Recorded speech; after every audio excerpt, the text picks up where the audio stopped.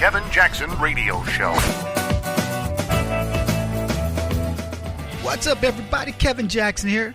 We want to talk about fear today. That's what my producer said. Kev, let's talk about fear. And you want to know why they said that? Because the left are fearful, full of fear. You're listening to the Kevin Jackson Show, kjradio.com. Let me tell you what fear does.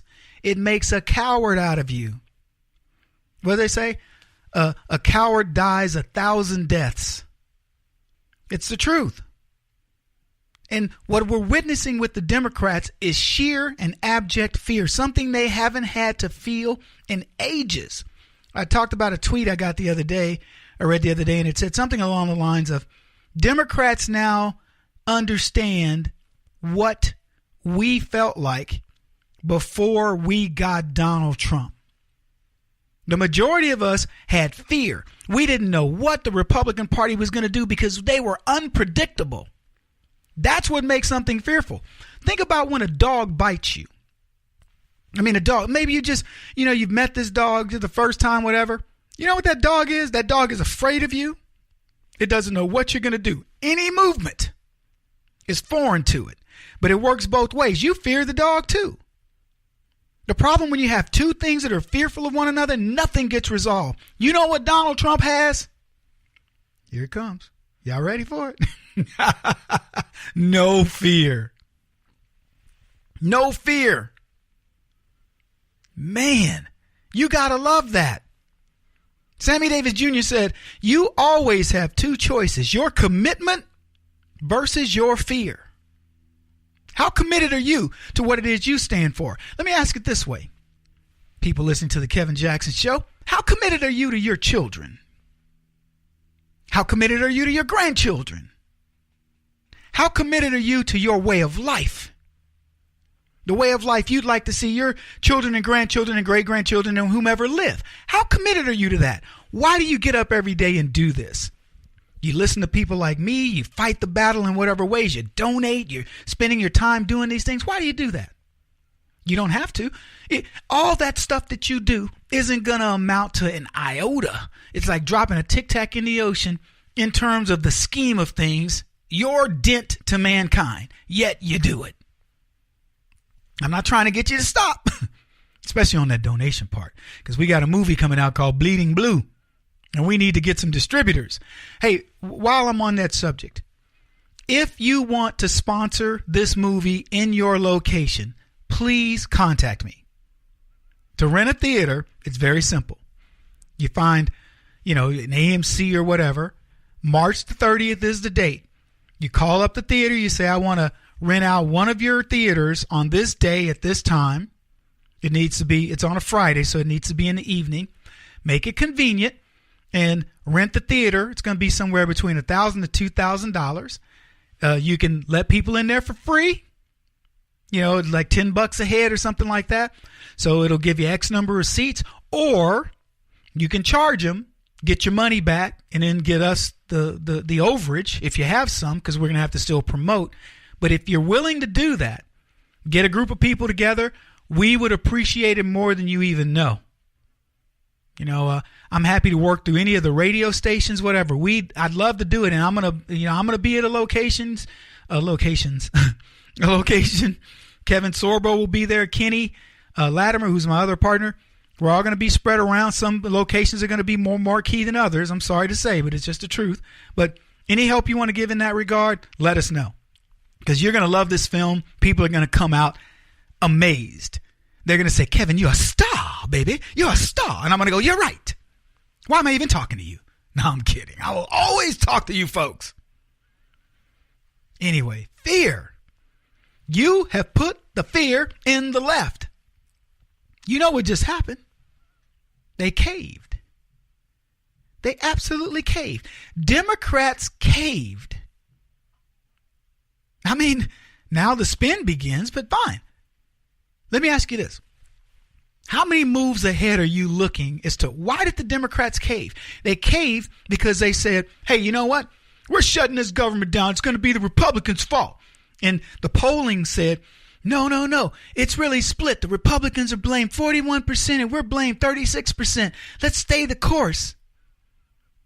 And somebody went, y'all want to still use the polling? Remember what that got us with Hillary? Because you know what Donald Trump did? He called it Schumer shutdown. He said they're shutting down our government over illegals. They are not funding your safety and security over illegals. They voted against my tax cut over illegals. No, they didn't do that over illegals, but it sounded good. Donald Trump played this 100%. Chuck Schumer's, he didn't even negotiate, Mr. Negotiator. I said yesterday, oh yeah, there was a negotiation, Chucky. There was. And you got your butt kicked. You think President Trump is looking ahead on what the strategy is? Do you think this guy's a chess player? I say to you, Donald Trump is a chess player. He's already ahead of the game. He knows what's going to happen here. Now, what's going to happen next time? You know, we got continuing resolution or whatever. I don't even know the details of it, but it's not a complete funding. But what I'll tell you is this. We got one in the win column. The Democrats, oh, we won Wisconsin. We won this or that. Wait till 2018. Wait till 2000. We're here. We're here. What? Wait for what? You think we're going to run back into 2017 and keep resting on our laurels? Oh, look at what happened year one. The best year of a presidency ever. Let's just keep resting on that. Or do you think that stock market's going to keep on going up, huh? What do you think's going to happen with that GDP? What do you think's going to happen with consumer confidence? When you get that jobs report that shows Donald Trump still creating jobs. I already told you guys, I told you this the other day. Donald Trump has put an investment in the future. Forget what's happening with jobs right now. Pretty soon, you're going to see an influx of jobs that you never believed. I want you to understand something. Are you listening to me? Somebody fan this brother off. I'm trying to preach up in here. Look, Donald Trump is getting a company like Apple to build a big facility. They're going to put $350 billion back into this economy. Now, I want you to know what's going to happen when they build that big facility. It's got 25,000 new employees. You think they're going to need to get a place to take their pets and get their dry cleaning done? Going to need grocery stores and houses and whatever else? Yeah, doggone Skippy, they will. And you know who scored? The Democrats. That's why they caved. Anyway, we got a lot to talk about. Chelsea Clinton funneling money. Did you know about this? This is the Kevin Jackson Radio Show. Do you owe back taxes to the IRS or state? The secret to avoiding the IRS nightmare is to seek professional representation. My friends at Security Tax Associates provide the most cost-effective and ethical representation in the industry while helping to avoid seizures, levies, and wage garnishments.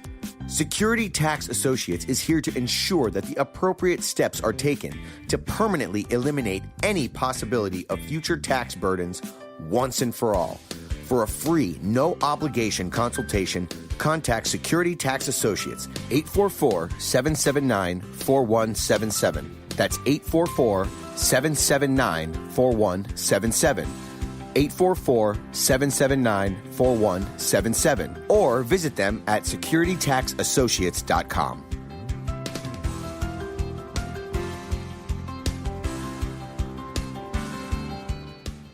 Beth Cook Moranville, author of Closer Than Your Breath, a book of hope. Hope, that wonderful, wonderful four-letter word that you may feel completely out of.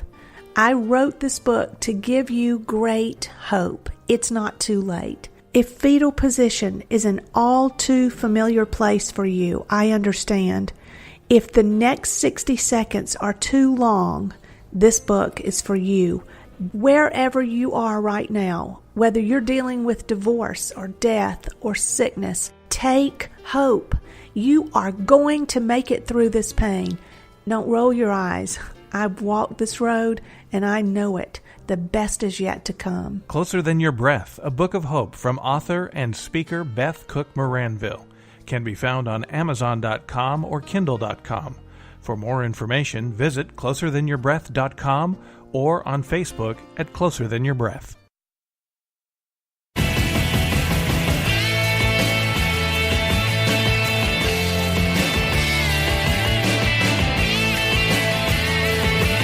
This is the Kevin Jackson Radio Show.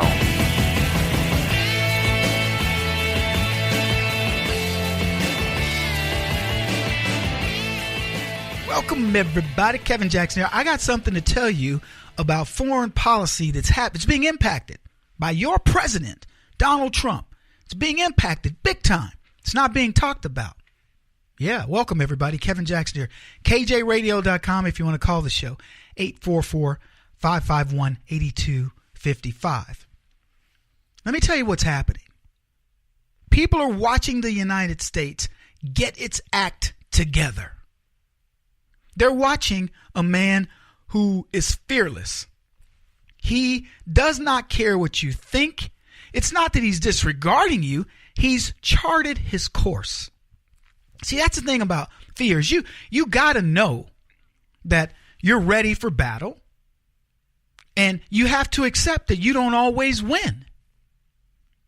If you think that, then you're already losing the battle. You have to I want to make sure I balance this, because there are times you're going to win because you studied the enemy. You know what I mean? Maybe you don't. Well, Sun Tzu said this. He says, if you know the enemy and know yourself, you need not fear the results of 100 battles. And it's profound, because what he's saying is, you can know yourself and not know your enemy, and you don't know the outcome. You can know the enemy and be lying to yourself and not know the outcome. But if you know yourself and if you know the enemy, you can run that scenario as many times as you want. The outcome will be the same. And that's a good thing. That's what we've done. See, we know ourselves. We are amazingly righteous. We're not looking for, I tell leftists all the time, I go, look, you can call me a conservative. Okay, you can say whatever you want about me in that regard. I'll accept your title. That's a good title to me. But at its core, I'm righteous and I'm a pragmatist, and I want what's right for everybody. And sometimes that can penalize me. I understand we have to pay taxes. I don't have a problem with that. I have a problem with how much some people think we have to pay. So, going back to Sun Tzu and his comment on fear, which is essentially fear, he says, if you know the enemy and you know yourself, you know the results of 100 battles. I want you to understand that's how Donald Trump approaches all these things with the left. He's saying, look, I know what they're going to do. How many times have we said, how frustrated have you been over the, whatever been amount of time you've been paying attention to politics? 10 years, 20 years. How frustrated have you been by saying, holy cow, Republicans, you know what they're going to say. You know they're going to call you a racist. You know they're going to call you misogynist. You know they're going to call you homophobic. You know they're going to call you a xenophobe. You know this. You know they're going to ask for higher taxes. You know they're going to spend more money. You know they're going to lie to you when they tell you you're going to get your concession when they're getting theirs first. You know all this. And yet you go to battle. Well, I will still apply Sun Tzu's quote to you. If you know the enemy and you know yourself, you need not fear 100 battles. The Republicans have never feared the battle because they've been battling against you. Make sense?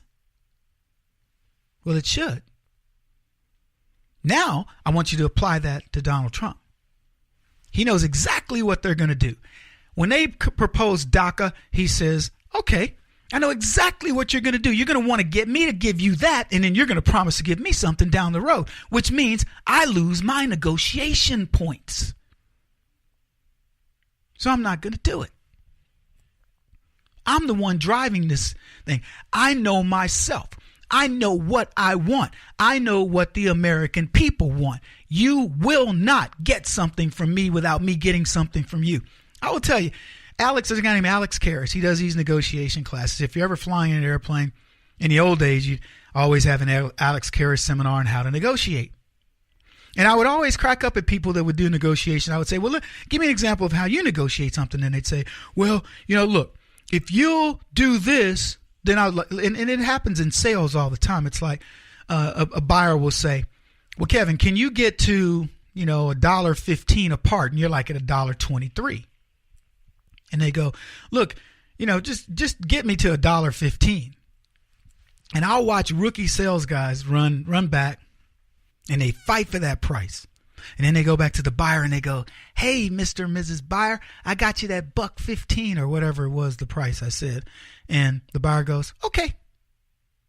And then the sales guy's like, well, do I have an order? And the buyer goes, no, I just wanted to see how far you go. You just set the new price. You just set the new low. But see, what that person should have done, and I'm sure you're ahead of me, is said, so let me just get this right. If I get you a $1.15, are you going to place an order for 500,000 pieces? Well, I'm not saying that. Then no, that's the price, $1.25 or whatever I said, right? Because anything other than that, I now know how much I can squeeze out of you every time I talk to you. You get nothing out of me until I get it. So my point is, Trump, that's a negotiation tactic, is to say, what are you willing to do? Well, if you'll give us DACA, then we'll fund the military. No, that's not even a negotiation. You're going to fund the military anyway. Well, if you'll give us DACA, then we will. And Trump's going, nope. Because he knows it stops at my desk. I asked the question, how far ahead do you think Donald Trump's been thinking? You think he's thinking one step ahead or 3 steps ahead or what? What do you think's going to happen on February the 8th when they have to come back and redo this again? Do you think the Democrats are going to shut the government down because McConnell did the up or down vote or whatever? Do you think? And by the way, do you also believe that McConnell is going to now try to hamstring President Trump with some sort of fake DACA deal? What's funny about all of this is how it all works out when you look at the timing of it. So if Donald Trump didn't have a booming economy, if he didn't have all the things we talked about, if he didn't have China committing to us on trade, and for the record, that's another one of those things that's going to come down the pike that's going to roar in like a tornado. It's going to come in like a tsunami. Because trade, when you start negotiating trade deals, you don't feel that in that existing quarter, because manufacturing has to ramp up, deals have to be cut, salespeople have to get, fill the pipeline. So I want you to think 6 months down the road when manufacturing says, okay, we can now supply China some of these products. Salespeople go over and say, hey, China, we have 183 new products we can sell you. Trade deficits have dropped, so profits are going to go up on the products that these people are selling. And the Chinese market, even if the Chinese only open up a small percentage of their market to us, what do you think is going to happen? You're going to get, you might get a $100 billion trade differential. We might go from a $390 billion deficit to a $250 billion. That's $140 billion now circulating in the economy, year one. Okay? That's a pretty good shot in the arm. Then what happens year two when the trade deficit drops by $100 billion, $150 billion more? You're starting to get the picture. Back in a bit.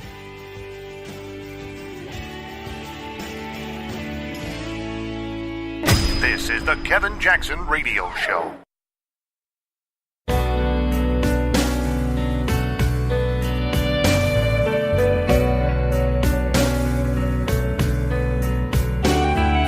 This is the Kevin Jackson Radio Show. Welcome back, everybody. Kevin Jackson here. I was telling you that Donald Trump is exporting Americanism around the world. We got started in that segment, last segment, and then I got carried away on Sun Tzu. If you read his books, what an amazing strategy guy, and it's very true. It's a general you'd go to fight for, and Trump's the same way.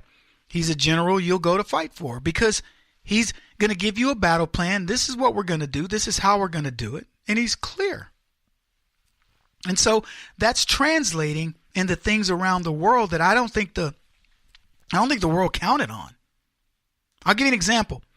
There was a German town, and new refugees are being turned away from this city. And it has to do with the violence between the migrants and what they're calling right-wing extremists. But it's just the people who say enough is enough.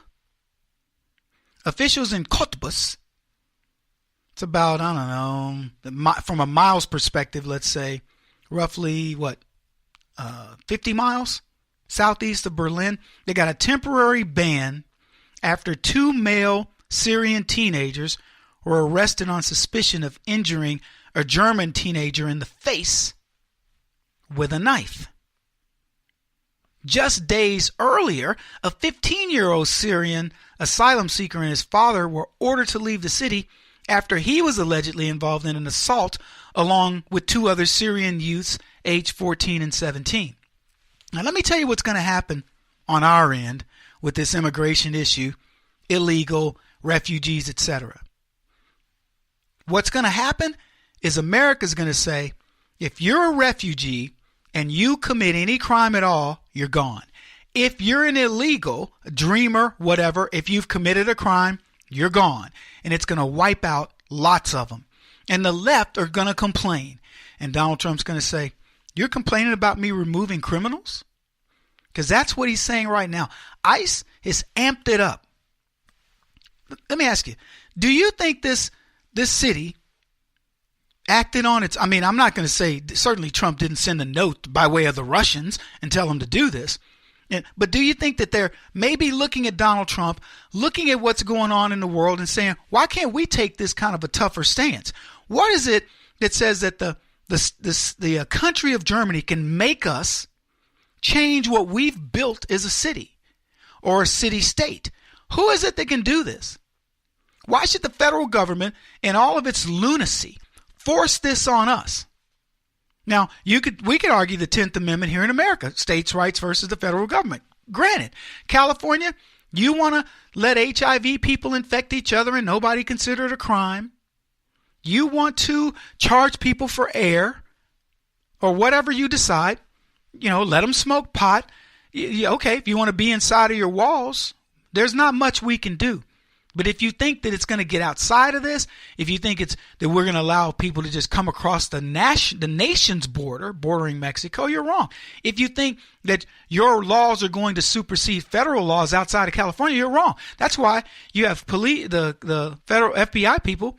They wait to see where people are leaving Colorado to get them on drug trafficking, transporting contraband across state lines and things like this. Interstate Commerce Act. The Fed is here for a reason. It's here to oversee and make sure that the states don't do something stupid like slavery. And a good example is what California is doing now. It is putting its people in slavery. It's okay to shoplift up to $950 and it'd be a misdemeanor in California. Who comes up with this? Well, we're putting too many people away because, when there's $500 and it's a felony, it should be a felony if you steal something from somebody for $500. How much money does it take?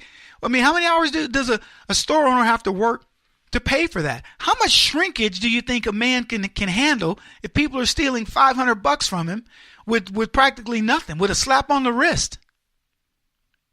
It's ridiculous. This city is looking at this problem and saying, you know what? If Donald Trump can do it, we need to take a tough stance. Now, here's one that's even more interesting. This is Emmanuel Macron. And I jokingly said when Macron grows up, he wants to be Donald Trump. And the French people, when they grow up, they want to be Americans. And who can blame them? America has a true leader, and the world is watching Donald Trump. Oh, our media and even the international media would tell you, oh, Donald Trump's he's a pariah. Nobody likes Donald Trump. When he gets elected by 62% in 2020, they're still going to be telling you, nobody he's the worst elected second-term president in the history of presidents. And look at the stooges they got touted to run against him. Elizabeth Warren, I'll talk about her later. They still got Bernie Sanders listed. They finally took Hillary Clinton off. But they got Cory Booker. They got Kamala Harris. And they got one other stooge. I forget who it was. But I saw 5 people. Not a single one of those 5 is a viable candidate. They're going to get their butts kicked. They're going to get their clocks cleaned. And it's going to be all over the issues of exactly what we're talking about today. But you know what's not going to work? The spin. But Macron, he sent shockwaves through the media. Let's play that clip of Macron. If France had a referendum, it might have had the same result. Yeah, probably. In a similar context, but our context was very different. So I don't want to make any. I mean, to take any bet, but I would have definitely fought very hard to win. But I think it's a mistake when you just ask yes or no, when you don't ask people how to improve the situation and to explain how to improve. That interview, welcome back everybody, Kevin Jackson here, it's Kevin Jackson Show. That interview sent shockwaves, as they say, through Europe. What that was is Macron, who conceded that French voters would quit the EU if France held an in or out referendum on, and they're part of the Brussels bloc. If they said, do you want to be part of this nonsense or not? Macron is saying, I think they would have voted out. They would have Brexited. So what France is saying, without saying it, is that we don't want to be a part of it either, but I would be fighting for us to stay. I would fight for us to stay, but I believe I could win. And he's also saying, don't judge it the way you might judge it. He's giving you all kinds of platitudes, but the fact is, he believes in his heart, if you let the French vote, they'd vote themselves out. And you want to know why? Because they're sick of the Muslims. Because they're sick of progressivism. The majority of those people are tired of this nonsense. And the reason that he even said that was because he was talking, he understands the impact that America is having on this. And let me tell you, folks, if you think for 1 second that this is done, that like this is some temporary thing, this is going to get worse and worse for the socialist nations. And here's why. They're going to watch Donald Trump go, why am I going to get in a trade group with a bunch of losers when I can trade on my own? And they're going to watch America's trade flourish. They're going to, every aspect of their lifestyle that they've set up under socialism, Donald Trump will challenge. Why? If I lower my tax rate to what they have, do you think the companies would rather do business in France where they sell 3% of their product, or Germany where they sell 4%, or wherever in Europe where the total that they sell, the total possibility is less than the GDP of America? Or do you think they'd rather be closer to their clients? You think about it. You got to ship product. You got a market that's a quarter of the market and growing. It'll be 30% of the world's GDP if Trump does everything he's going to do. We're at roughly 30%. I'm not going to say it's a third because that's adding another 3%, but 30% of the world market. And so you can build a factory, forget shipping cost, and just start utilizing all the things right there in America to build your product, forego tariffs, and now as a corporation you can get more profit out of it. I'm there. I'm right there. Same thing happened in China, by the way, where I was part of that boom. I was over there. People, company after company just saying, we're going to let the Chinese manufacture. They're good at it. It's cheap labor. But now you got to ship it back. So then Dell got smart and said, hey, we'll do they call nearshore sourcing right near our facility. So they started assembling right here in America, and they revolutionized the PC business. And Dell was the top dog for a long time. May very well still be. I don't keep up with it anymore. Innovation. That's what Trump inspires in companies, and that's what they're hoping to bring back to our shores. Kevin Jackson on the Black Sphere Radio Network. Do you owe back taxes to the IRS or state? The secret to avoiding the IRS nightmare is to seek professional representation. My friends at Security Tax Associates provide the most cost-effective and ethical representation in the industry while helping to avoid seizures, levies, and wage garnishments. Security Tax Associates is here to ensure that the appropriate steps are taken to permanently eliminate any possibility of future tax burdens once and for all. For a free, no-obligation consultation, contact Security Tax Associates, 844-779-4177. That's 844-779-4177. 844-779-4177. Or visit them at securitytaxassociates.com.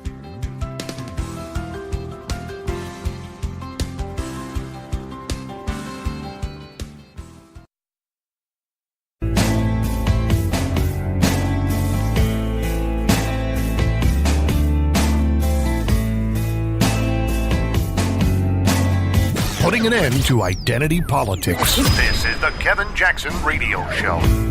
What's up, everybody? Kevin Jackson here. It's the Kevin Jackson Show. kjradio.com. Glad you guys are with me.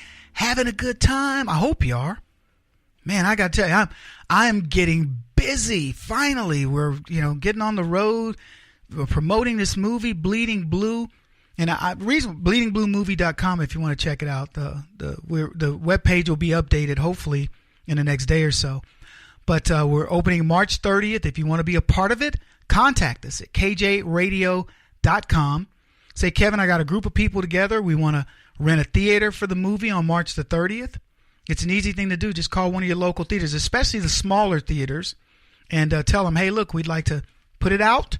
We'll help you promote it. I'll go on the radio. If I'm in that market, I'll tell them where to go, like wherever it may be. I'll say, go to this station or this movie theater. I'll get it out. Don't be looking at me crazy. Movie theater at that time and go see the film. And then hopefully somebody will film the reaction of people coming out going, it was amazing, man. That was the best thing ever, blah, blah, blah. We'd love to get that. So help us out. It's so important to understand how Hollywood works. And let me give you some inside baseball on Hollywood. So a director who's a part of the Screen Actors Guild gets something like, they have what's called scale. So a scale for an extra, for example, might be $150. If you're hired as an extra and you're part of a movie, you go there and you're out there all day, they'll pay you $150. There are some people that's all they do. They make a living as extras. And so they're part of SAG. They say, I want to be an extra. You tell me where the movie is, I'll go. And that movie may just need people mingling about. There are people, that's all they do. And, $150, $50,000 a year. If you could do it every day. And then there are wages for directors. If you're a regular director, you're getting SAG wages. It's like $20,000 a week. Can you imagine $20,000 a week? Certain other things. Yeah, everything's set. And so I was putting together something for a thing we're going to be doing for our fundraiser in St. Louis. And I was like, I wonder what a movie costs. Because, you hear Star Wars costs $230 million. Okay, great. Well, Annie, the remake of Annie, it's got, I don't know who the girl is, but it's got Jamie Foxx in it. A guy I will not pay to see a movie. But Annie cost $77 million in a remake. And I talked about this, I think, on the show. They gave back $11 million because it was filmed in New York. So they looked at it as, we made a lot of money off you guys through taxes. You were, you had to get all these permits and stuff. So we give you back $11 million. Who knows what they spent there, but that's what they got back. So Annie netted out at $66 million. This is a remake of what was a Broadway play. And now it's a movie. You know the outcome. Jamie Foxx, really? I mean, the guy got $7.5 million for that film. Would you go see Annie because Jamie Foxx is in it?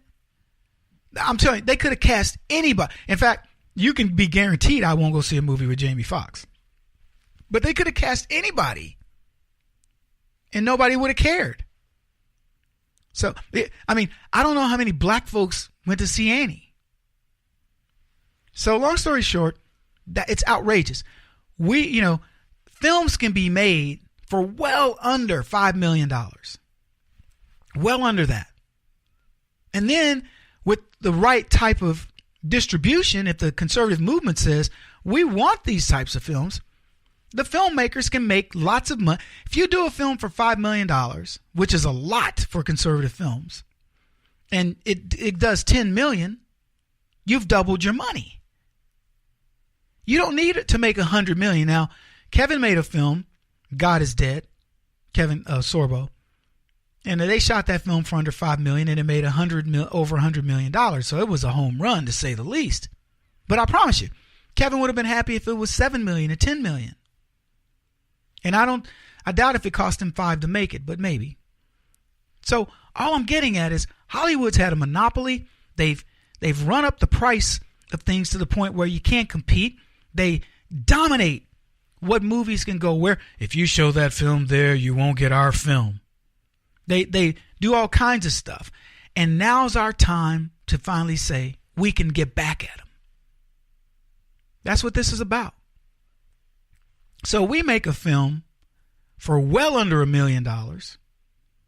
And it's about police. It's a social conscience film. It's a real, man, you guys are going to love Bleeding Blue. I promise you. We'll be hitting the circuit here real soon. And you're going to start seeing trailers. You're going to love this film. So we got all this working for us.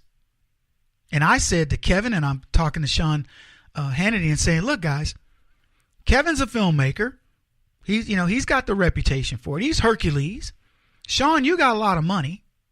You've already bankrolled one of Kevin's films. What if Sean Hannity suddenly has done 4 or 5 films? What if Hollywood shifts from, California, and suddenly Sean Hannity has got $10 million wrapped up in films that he's going to make $20 million on, so he can continue to finance it? Because I promise you, Sean isn't going to miss that money. He's a very wealthy guy. So he starts financing films that you guys, we all want to see and we support because they give our point of view on stuff, and you start ignoring Hollywood. That's what's important. So speaking of the Screen Actors Guild, how many of these award shows, honestly, can Hollywood throw? I don't know that there's an end in sight. Now, look, I get it. Kevin, they got the Oscars, they got this, they got People's Choice, and all of them have a little different spin to it. Who chooses? So if Hollywood snubs you, then, well, the people may not snub you. So you'll get a People's Choice. If the people snub you, then you may get a Screen Actors Guild, which is your peers or whatever. I don't know what they do, but I'm saying there's a ton of them.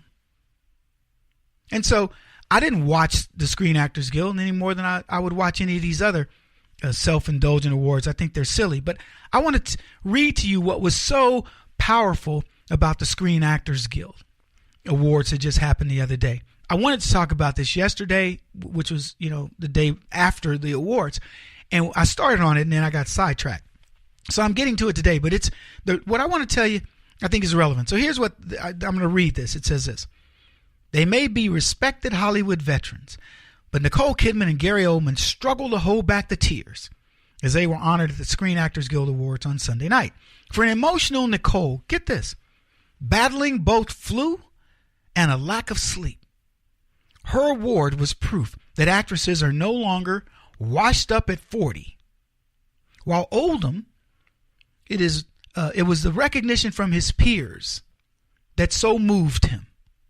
Elsewhere, the star-studded gala at the Shrine Auditorium in L.A., which made 3 billboards outside Ebbing, Missouri, the runaway winner of the night, saw a return of color to the red carpet 2 weeks after celebrities wore uniform black at the Golden Globes as a sign of solidarity for the Time's Up movement. Nicole said, "And how wonderful it is today that our careers can go beyond 40 years old.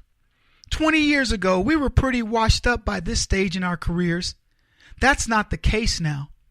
So 40-year-olds can do something. Oh, and did I mention she battled the flu and a lack of sleep so she could put on her $5,000 or $10,000 dress and talk about how the women's movement is now done so much that she can work at the age of 40 in a career path dominated by people like her. People that you can bet Nicole Kidman or somebody, a satellite near her, has been cozy with Harvey Weinstein or some other lecherous director. But she's happy that she's over 40 and she can get roles. I'm so very proud to be part of an industry that is making this change.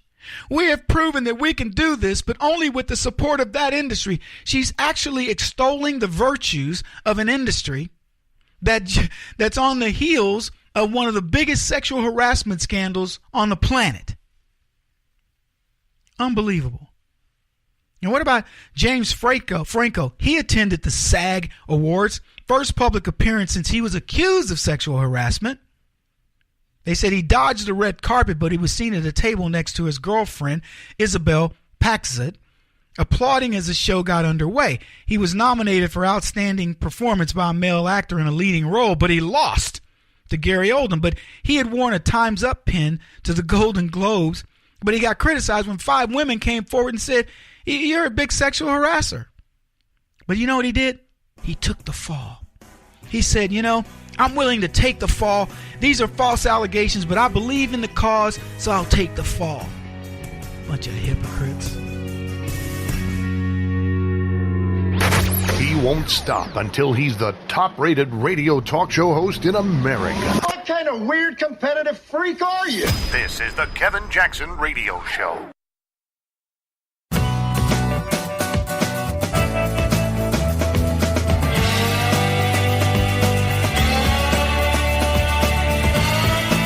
This is the Kevin Jackson Radio Show. Welcome, everybody. Kevin Jackson. It's Kevin Jackson Show. kjradio.com. The Democrats have some serious spin. Serious spin. Oh, my goodness. Let's go ahead and start with the Scarborough clip, okay? Well, you said they lost something, but they got chip funding, right? Yes. Yes, but they sacrificed the narrative that it was Republicans who were trying to hold chip funding hostage. And then chip funding is gone. It's off the table. And now we're talking about DACA. DACA is now the issue that was shutting down the government. So we sort of skipped a step there. Yeah, but if I'm a Democrat, and of course I'm not, but God knows I'm sounding more like one every morning. If I were a Democrat, and I went back to my town hall meeting, and they said, you backed down, I would say, I did what? Yeah, and I did what? I guaranteed by standing up to Donald Trump and making sure he was out of this process, I guaranteed chip funding. I guaranteed by my fighting. You're telling me that a 3-day shutdown wasn't worth guaranteeing health care for millions and millions of the truly disadvantaged children? I mean, that's a win for Democrats. I can't tell you how, if they know how to spin it the right way. That's the governing wing of the Democratic Party's message, and it sounds so much to me like 2013. This is the governing wing of the majority party or the minority party saying, look, we got something out of this, while the activist class and the majority and the president are saying they folded. And that is going to fuel primary challenges. It's recalcitrant. It's sort of blinkered and fanatical. And it's going to be something that's going to radicalize the Democratic Party. I know because we saw it. We saw it in the Republicans in 2013. Welcome, everybody. That's some wishful thinking right there. Oh, my goodness. The Kevin Jackson Show is what you're listening to. kjradio.com. You got to love this. So what's funny about the guy who started it and ended that conversation is he says, chip funding's now off the table. They sacrificed the narrative. Chip funding's now gone. So now it's all about DACA. Okay? So my take from him was it was a bad move by the Democrats because the Republicans gave them chip funding. They're like, oh, yeah, so you got your chip funding. Good for you. But what about DACA? So then Scarborough Chip comes in and says, but if I were a Democrat, and they're saying you back down, I would say, no, I stood up to Trump. He was out of the process. I'll talk about that a little bit more later. The fact that Trump was out of the process. That right there, if you know strategy, you think to yourself, where I'm going to go with this, because the fact that Trump was out of the process said, I'm done with you. That wasn't a good thing for the Democrats. It was a bad thing. But he says this 3-day shutdown guaranteed a win for children. The Republicans were going to give these guys chip anyway. Fine, chip. Which is this health care program for underprivileged kids. Fine. You think the Republicans are going to fight you on that? Have it. But what the other guy said was really interesting at the end, where he says, sounds like 2013 when the Republicans had some sort of rallying cry in 2013. we had already lost the second election for Barack Obama. And so I don't know, what were we rallying for? But was it a prelude to the midterms of 2014 where the second carnage appeared? Because 2010, we whooped their butts. In 2014, we did it again. That's when we controlled both the House and the Senate. So what is he trying to say? You know, is he saying that the Democrats are going to rally? And, you know, so here's a guy, he's arguing that they screwed up. But then at the end, after Scarborough goes, well, you know, I'm feeling like a Democrat, he comes back and says, well, 2014, and he implies that the Democrats, like the Republicans rallied in 2013 and then kicked their butts in 2014, are going to do the same thing in 2018. Now, people out there, you're going to get tested. These leftists want to convince you that they're on the right path. They're going to tell you about seats they've won and all these different things that are going. We've turned over this legislature and all that. They're going to tell you all kinds of things. Let me tell you something. Just like this stock market is blazing hot for Donald Trump, you wait until 2018. You're going to see legislatures continue to turn, but they're going to turn back and they're going to turn towards the right. They're going to turn towards Donald Trump all over this country. You're going to watch governorships turn towards Donald Trump. You're going to watch House seats go to new Trumpians. These are Republicans that follow Trump's marching orders. And you're going to watch the Senate go completely red. I don't know how many seats will win, but you're going to watch a lot of Senate seats. And here's how you know. Forget all the politics of it. Watch these Democrats who are moderates, the ones who are up for grabs in these various districts where it could go either way. Watch what they do, because they have two choices. They can either say, we're going to buckle down and stick with the plan, go with the Obama stuff. You know, we're going to fight against Donald Trump with this immigration, all this. Or they will go, you know what? This immigration thing really seems like a hot button to my. They're going to be the bellwether. Forget all the polling and the pundits and all this other stuff. I'm trying to teach you something here. Pay attention over there. I'm trying to teach. Look, the signs are not what the people tell you. That's the lies. Those are lies. That's where people are trying to get over on you and tell you things and make you feel like, oh, geez, you know, I'm starting to feel like, you know, hopeless here. It seems like we lost in Wisconsin and we done. Yeah, forget all that. We did lose in Wisconsin. I don't know the demographics of it. Were we supposed to win handily or whatever? Who knows what happened there? But whatever, let me tell you, forget what happened there, because the Democrats can't focus on a bunch of different races. And what happens is that layer of left-leaning moderates, or even just the people that consider themselves independent and moderates, they are waking up right before your very eyes. And the people who are telling you this, forget about what I say. I'm biased in one form or another. The people who are running for office, who are in those embattled districts, they are the ones that are going to tell you, I really want to get on the bandwagon with immigration. Try to convince people that what the Democrats did was right, that you could run on the idea that you shut down government on behalf of illegal immigrations but didn't want to protect American citizens or the troops. Tell me which one of those is going to play anywhere in America outside of California or Massachusetts, possibly Oregon. It doesn't play. So don't get fooled by this nonsense. Use your common sense. I've talked to you many times. You are astute. You are very sharp people. I know this because you respond to different things that we write. Your observations are spot on. But you've learned not to trust yourself for some reason. You can trust your instincts. And of course, you got to act. It isn't like we can just sit on rest on our laurels. This is the Kevin Jackson Radio Show. Do you owe back taxes to the IRS or state? The secret to avoiding the IRS nightmare is to seek professional representation. My friends at Security Tax Associates provide the most cost-effective and ethical representation in the industry while helping to avoid seizures, levies, and wage garnishments. Security Tax Associates is here to ensure that the appropriate steps are taken to permanently eliminate any possibility of future tax burdens once and for all. For a free, no-obligation consultation, contact Security Tax Associates, 844-779-4177. That's 844-779-4177. 844-779-4177. Or visit them at securitytaxassociates.com.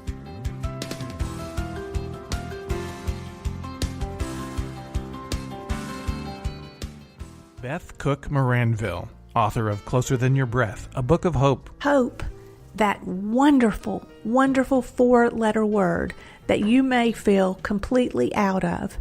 I wrote this book to give you great hope. It's not too late. If fetal position is an all too familiar place for you, I understand. If the next 60 seconds are too long, this book is for you. Wherever you are right now, whether you're dealing with divorce or death or sickness, take hope. You are going to make it through this pain. Don't roll your eyes. I've walked this road and I know it. The best is yet to come. Closer Than Your Breath, a book of hope from author and speaker Beth Cook Moranville, can be found on Amazon.com or Kindle.com. For more information, visit closerthanyourBreath.com or on Facebook at Closer Than Your Breath.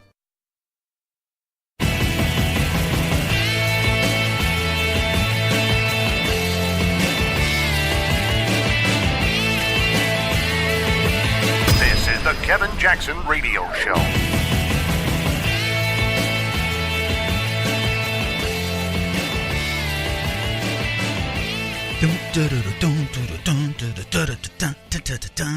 I make my own theme music. What's up, y'all? Kevin Jackson here. It's the Kevin Jackson Show. So we got a lot to talk about. I want to talk about the Tide Pod Challenge. Have you seen this?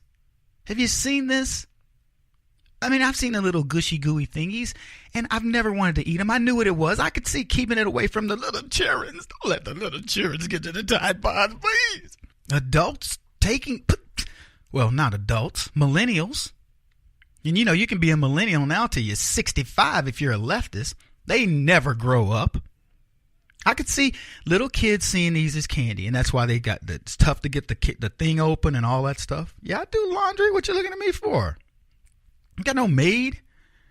So, yeah, I get it. But an adult looking at these things, that's concentrated juice, cleaning detergent, whatever. Maybe, I mean... soap. You don't want a bunch of soap in your belly. You know what I'm saying? Anyway, we'll get back to that. I want to do listener messages right now. We got any calls we want to do? No, just the messages that I have right here. Okay, well, let's see what we got here. Why'd you print them out? You could have just sent them housekeeping. Don't worry about this, radio listeners. This is just my internal staff making my life difficult. Carl sent me a note. It says, there is zero chance of anyone losing their job over this thing, let alone even being named. And I'm presuming Carl is talking about the FISA memo. Yeah, the FBI thing. He titled this thing, FBI Fiasco. The worthless Congress will not do anything. The DOJ FBI will never prosecute itself. The establishment will remain exactly where it is now. This will be about as effective as the Lois Lerner thing, the collusion thing, the Hillary felony server, et cetera, et cetera, et cetera. You're wasting your time talking about it. Carl's trying to save me some time. Thank you, Carl. Oh, he's going to save me some time. Kevin, why are you talking about that? I'm talking about that, Carl, because you're going to be wrong. And when you are, here's what I'd like you to do, Carl. Call 844-551-8255 and just answer the question, who's your daddy? Okay? Because I'm going to be right. I've said it. I said it in 2017, and I said it at the beginning of this year. Happy New Year, by the way, everybody. I said 2018, you're going to watch Obama Jihad. The only thing is they're going to be blind cutting each other's heads off in D.C., and that's exactly what has started to happen. See, Carl expects to ship, this ocean liner to turn on a dime. The problem is there's this thing called physics, and there's a momentum, an inertia that's occurring. Well, it's a momentum. The inertia is getting over that initially, but now it's got a momentum. And that big megaton ocean liner is headed towards the docks. And the left is trying to spin it on a dime. Or what the metaphor is, we're trying to spin it on a dime to stop the catastrophe. It's not going to happen. You can't do that. Trump's draining the swamp.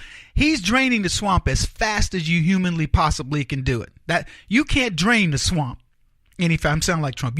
I'm draining the swamp fast. You can't drain the swamp any faster. Nobody could do this better in draining the swamp. But he's right.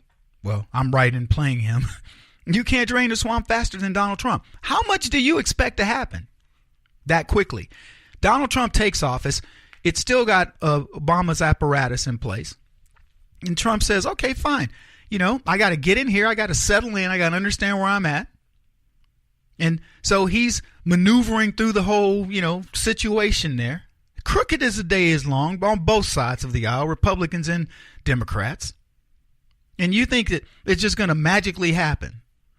Everything that you've learned up to this point, ask yourself this, Carl. Would you have known about it if Hillary Clinton was elected? I would venture to tell you I'm hearing this big cacophonous no from the audience because we wouldn't know any of this stuff.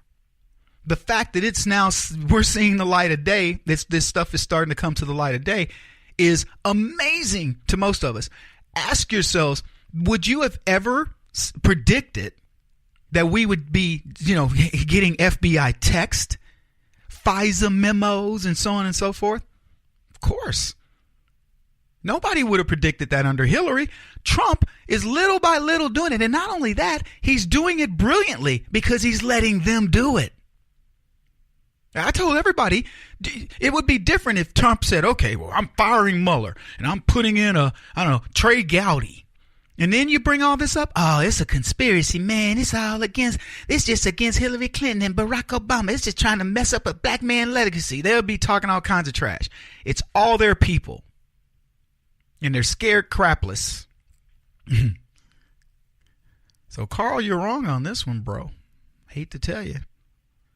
This is the establishment as you remember it is gone.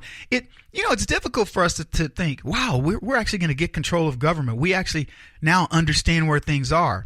And as corrupt as it is, the American public is going to lose faith in government. No, we're not. We're gaining faith in government every single day. Again, and that's another byproduct of Donald Trump. We're gaining faith in government.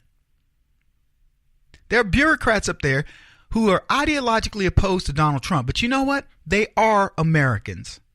And they hate this. There are FBI agents that hate what's going on. There are NSA people that hate this. They may, and the thing about it is this. They could philosophically disagree with Trump. They could say, I don't like this dude or whatever. The more the truth comes out, what do you think's happening to these folks? They're looking at this going, you know what? This guy really is a patriot.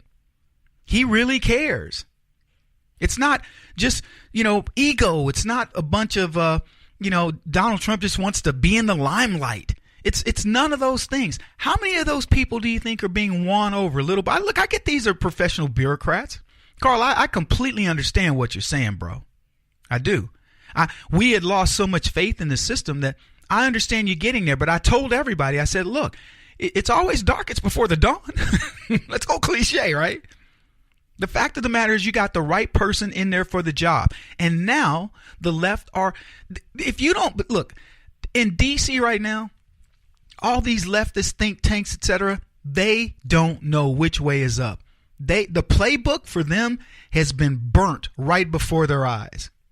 Imagine you've got a recording or some notes or something and, you've got a prepared speech and somebody just steals it, burns it before your eyes. And now you got to get out there and go talk about it. That's what the left is facing. They don't know what to say. They don't know what to do. They don't know how to act. They don't know how to react. Everything that they've learned, every trick they've tried, gone. Name me one that's worked. I'm not getting after Carl, but I'm saying, think about it. Name me something that the left has done that's worked. What have they done to Trump that you go, man, they got to him on that? He just won the situation with the budget, and February 8th is coming up. He's going to win it again. Everything they try, they lose. They lose the marketing battle, which is the worst thing that's ever happened to the left. Carl, trust me. You're going to watch heads roll, and you're going to feel good about it. This is one where you're going to lose, but we're all going to feel good. You're going to go, Kevin, you were so right.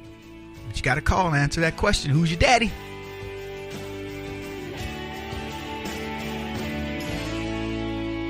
This is the Kevin Jackson Radio Show.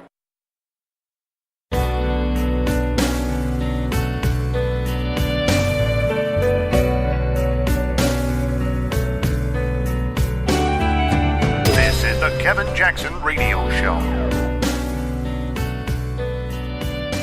Welcome, everybody. Kevin Jackson here. President Trump was out of sight. That's not the old 1970s black version, like he's out of sight, man. I'm talking about he was out of sight. He disappeared. Welcome, everybody. kjradio.com, so you can find out more about us. 844-551-8255. The left are losing their minds. They got their butts kicked. They played chicken. President Trump drove his tank right down the road as they were in their little smart car. And guess what they did? They did what they were supposed to do. They veered, totally left, and ran off the road, derailed. And President Trump just kept driving the tank. In fact, he wasn't even looking.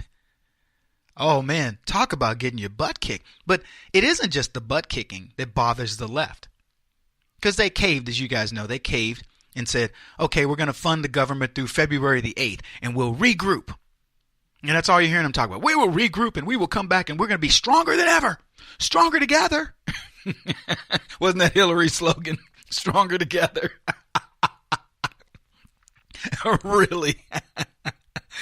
Oh, I don't know why that makes me chuckle, but the left, we're stronger together. A bunch of little metrosexual pansies. Woo, look how tough we are. You better not mess with us, man. We'll call Antifa. We'll go get Black Lives Matter. Trump's like, go get him. Go get him. Hey, I'll be here all day. I'm here all day. Man, he whooped that butt. So here's the thing. Donald Trump took what they call a hands-off approach to negotiations. Now, let me explain what that means. What that means is it's very simple. Donald Trump called the Democrats over and said, hey, you guys want to meet? Let's talk about DACA. And he called his meeting. I wrote about this. I said, look, this is brilliant. He's not running from the problem. He's not saying, I'll wait on them to call me. There was no ego. Trump says, hey, come on over, Feinstein, whatever. Bring everybody. Let's all get together. So Durbin and all these people came together. He brought over some Republicans and said, okay, let's see if we can work this out. They didn't work it out. So then Lindsey Graham and Durbin get together and come up with this plan that stunk. It was never going to pass. And then they act as if it was a bipartisan meeting. There's nothing bipartisan when Lindsey Graham's involved. Lindsey Graham is a rhino. I mean, for all intents and purposes, he should just declare himself to be a Democrat chick and move over to that party. Start wearing dresses and, fight for the LGBT community, because he is nothing more than a Republican eunuch, a rhino. Go, Lindsey. You got the name. So he and Durbin get together and say, we presented this bill and the president was all, and Schumer says he was all for it. That's a lie. That's the biggest lie. That's one of those obvious lies. You know what I mean? Like, yeah, so like when I ran against Usain Bolt in the Olympics back in, 2016, and I beat him. Man, come on. So obvious. Donald Trump's going to accept your immigration plan without his border wall, getting rid of the visa program, getting rid of the chain migration, all the things that are near and dear to his heart, because he doesn't keep his promises. We all know Donald Trump doesn't keep his promises. So the left tried to sell a lie. They've forgotten, man. We don't believe them anymore. We don't believe their media. We don't believe their politicians. But they thought we could get this lie through. Well, it's got Lindsey Graham on it. That'll do it. So we call foul. Call BS. And so Donald Trump says, look, you're not bringing me a legitimate plan. Get out. He then calls Chuck Schumer over again. He says, Chuck, you want to work on this thing because you got no leverage, dude. You're going to fight against the American people and the military in order to support illegals. I'll go to battle with you on this from a marketing perspective. Schumer shutdown. Well, I tell you what, Mr. Trump, I'll call it the Trump shutdown. Go for it, Chuck. Call it Trump shutdown. Let's see who trends. Let's see who blinks. So Donald Trump cut off all negotiations. See, there's a point in the negotiation, and I'm going to explain to you guys. When you're doing sales and you're at an impasse with your client, you've got a good product. The client wants that product. They do. It's not like they don't accept the meeting unless they want the product. The only thing that's a problem is they may not like your price or the time of delivery or whatever, but you're at the table. But there comes a point where you reach an impasse. And in a negotiation, you say to yourself, and I'm going to tell you how proper negotiation technique. You make the comment, you say to yourself, this is all I'm willing to go. This is the distance I'm willing to go. And you negotiate up to that point, iteratively, slowly. So Donald Trump essentially laid out where he was, etc. He knows he's my product is the best product. You can't get my product anywhere else. But I'm willing to go, a certain distance so you feel like you got a good deal. That's the thing of a negotiation. Everybody needs to feel good about it.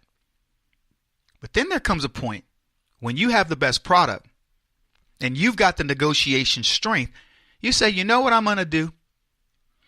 I'm just going to take my product and I'm going to leave. I don't know if you've ever had this opportunity to do this in sales where you're in the driver's seat, but you really want to work with the client. Maybe it's a good client, somebody you've worked with over the years. You're trying to help them, but you got to remember you got a job to do. And what you do today has far-reaching implications of what's going to happen tomorrow. If you do the wrong thing, your client, you will know, I can take advantage of this person in the next negotiation. So you're not just negotiating for now, you're negotiating for later. And when you say to a person, you know what, Bill, I don't think we're going to be able to make a deal today. So why don't we both just regroup, and I'm going to take my product, my service, whatever, and I'm going to go, and we'll reconvene. And you leave. And Bill's going, but I need the product. And you're thinking to yourself as you're walking out, I know you need the product, but you're not getting it today. And then Bill starts ringing your phone. Hey, man, listen, when can you get back over? And you just pretend that you don't see his name on caller ID. And you do that for a few days. And you know what Bill does? He finally begs you to come back. Listen, if you don't mind, man, I'd really like us to meet again. And that's exactly what happened. Trump took his ball and went home. And they say, oh, no. That's not what he did. He checked out. Yeah, he didn't want to be part of the negotiation. Look what he supposed to be Mr. Art of the Deal, and he wasn't even there to be a deal maker. And I said this earlier. He made the best deal. The best deal is when you walk away and you know what happens? The guy deals himself. He's like, well, at this point, I guess we better figure things out. That's what happened. Press Secretary Sarah Huckabee says, look, what the president did clearly worked. You can talk about he was non-existent. He didn't, he was, I think they say, hands-off approach to the negotiation. Call it whatever you want. That's it. If you want to put the spin on it, oh, he wasn't there, and so we finished it. Yeah, he gave you an ultimatum. He took his deal and said, this is the deal. You take it or leave it. Now the Democrats are spinning. Oh, this is what it is. Sarah went on to say this has been a big priority for the president. I think it certainly went much smoother than it has in the past, but also the president was putting pressure and standing firm on exactly what he was willing to do and what he wasn't. And here's what's cool about it. It was a 3-day shutdown, one of the shortest in history. The Democrats wanted to make a point that under Trump we shut down the government. Backfire point. If that makes you sleep better at night, that we got him, well, good for you. This article goes on to say this. Trump shifting positions, particularly on protections for young immigrants, twice scuttled deals that could have avoided the shutdown, frustrating Republicans and Democrats alike. That is one of the biggest lies you could ever believe. First of all, he doesn't have a shifting position. Donald Trump's position on DACA is we have to look at this situation because these kids matter. And every Republican, I don't care if you're a conservative or not, you understand what it would be like to be a 2-year-old, move to a new country. You know nothing about your old country. You grow up here, speak the language, etc. And suddenly you find out you're an illegal. We can all understand that. Now, that doesn't mean you get citizenship and all that. But we can deal with President Trump doing that. The left pretends that he doesn't want to deal with that. And so they claim that they had a deal going and all this. That was a lie. And I love how they put this. The White House refused to engage in negotiations over the weekend, said Schumer. The great deal-making president sat on the sidelines.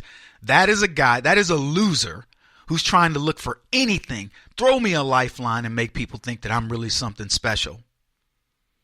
This article says he chafed at remaining out of the fray, grousing to aides and outside advisors that he feared taking the blame. Who wrote this? This is like one of these frontier novels, like, he was so fast that he could shoot a fly's wings all flapping in the middle of the sky, from 1,000 miles away. This is nonsense. Trump doesn't blink. He knows his negotiation tactics. And you know what's so cool about this from our perspective? He knows it's so cold. It's like, it literally is taking candy from a baby. More to come, folks. Keep it here. Kevin Jackson on the Black Sphere Radio Network. Do you owe back taxes to the IRS or state? The secret to avoiding the IRS nightmare is to seek professional representation. My friends at Security Tax Associates provide the most cost-effective and ethical representation in the industry while helping to avoid seizures, levies, and wage garnishments. Security Tax Associates is here to ensure that the appropriate steps are taken to permanently eliminate any possibility of future tax burdens once and for all. For a free, no-obligation consultation, contact Security Tax Associates, 844-779-4177. That's 844-779-4177. 844-779-4177. Or visit them at securitytaxassociates.com.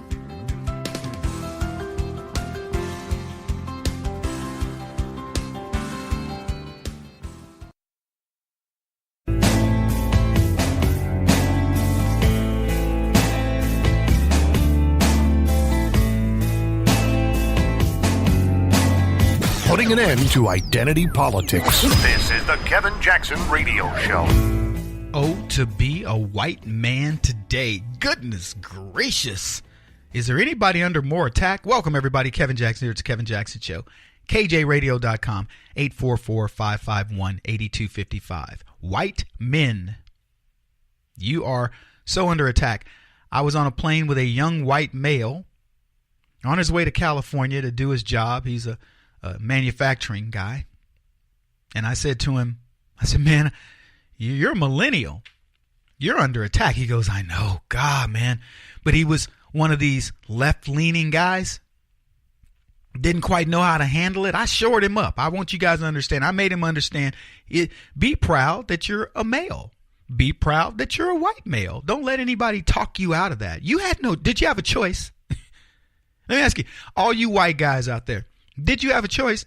When you got out of your mama's womb, did you go, not quite happy with this color or this gender? Could we change it? No. And neither did Bruce turn Caitlin. No, nobody. We are who we are. We're born with it. You learn to adapt. It's like a kid with no legs. You know what he does? He learns to use his arms. And his arms become as strong as his legs. That's what happens. If you're dealt something, it doesn't matter what it is. You got big ears, you hear better. You adapt. And what happens is you got to deal with it. If you have big ears, I'm using little Marco as an example, Marco Rubio, who's got big ears. But if you get teased about your big ears, then you become smarter or whatever. You have a way. This is what we do as human beings. We adapt. If you're oppressed as a black man, you know what we did when we were oppressed in the 1940s, 1950s as black folks? I wasn't there, but I know what we did. I've seen the movies. What we did is we behaved. We acted with decorum. We said, you will not defeat us. You're not going to make us, as my grandmother say, come out of myself in order to please you. I will continue to be a person of good character, et cetera, et cetera. We don't do that today, not as black folks. No. We will, as my grandma would say, show our butts, but she used different terminology. In a minute, get all crazy, all over YouTube acting nutty. And in real life, too. Yeah, under attack, white folks, white men in particular. It's not about feminism. I have no problem with feminism. If there's a woman and she's proud of being a woman, good for her. I'm proud of you. It's like conservative women. They're proud to be women. They represent women well. They raise great kids, decorum. They're the ones that are flooding all these different charities and parent-teacher conferences and homeschooling kids and making sure that the kids get all the little goodies and things that they're supposed to do. Because let me tell you, daddies, we're not very good at that. We're not the guys that put you into summer camp and make sure you rub your bum when you get up. We're like, boy, just walk it off. That's what daddies do, but mamas are there, boy. They're plugged in. So, yeah, women should be proud to be women, in as much as men should be proud to be men. If you represent men correctly, I'm not talking about deadbeats. I'm not talking about leftists. Leftists don't know how to be men. Oh, they'll tell you. They'll fake it. They'll act it. They don't know how to be men. You conservative women out there, you nodding your heads going, yep, that's Kevin, you preaching, baby. You preaching. They don't know how to be men. They raise metrosexual, little boys that never grow up. And I was arguing the other day on TV. They love being home till they're 28, 30 years old and stuff like that, living off mommy and daddy, waiting on trust funds. I will tell you this. My grandmother, I helped her till the day she died financially. And I wasn't rich.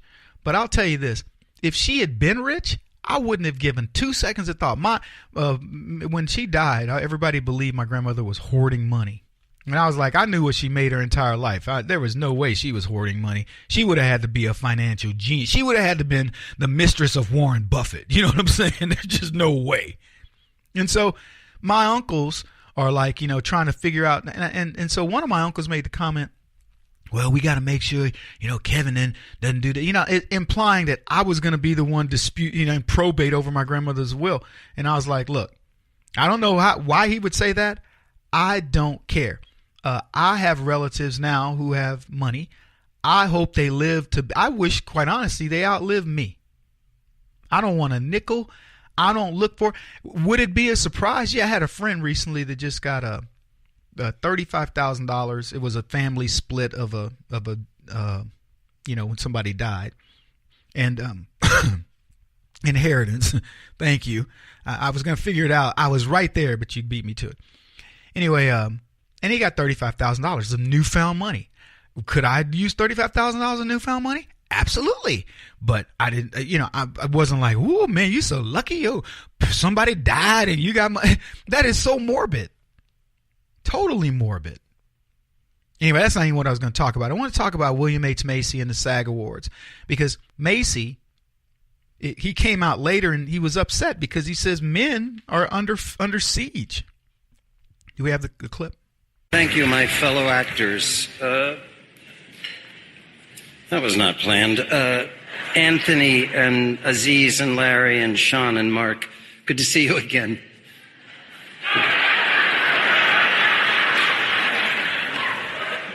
I like our category best.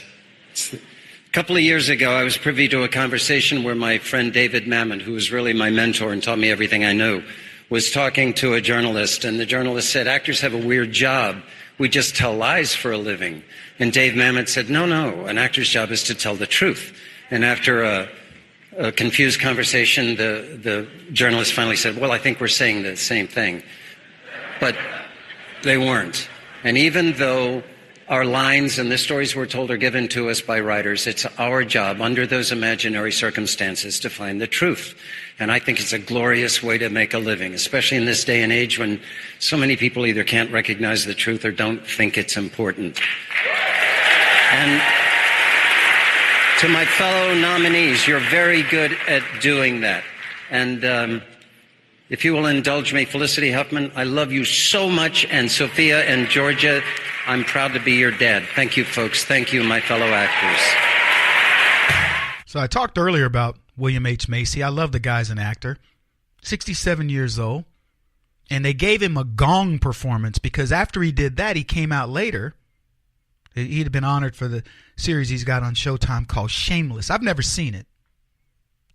I'm always curious about him because he's a good actor. I put him in the top 100 for me. He's not top 10. But he talked about it's a glorious way to make a living in Hollywood. And it was veiled. You could tell it was veiled. It's a glorious way to make a living. He's saying, you know what, we're living the dream.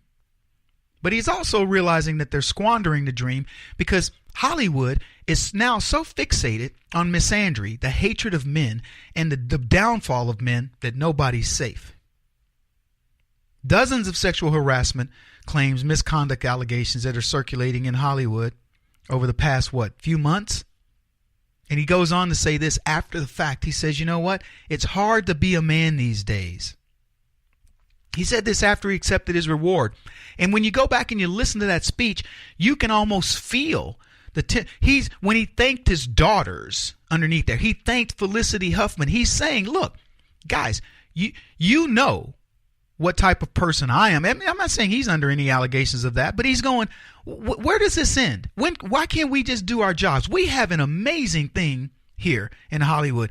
We get to, and I love how he talked about it bringing, people say you guys are liars. He says, no, we're bringing truth to these characters. I'll give him that.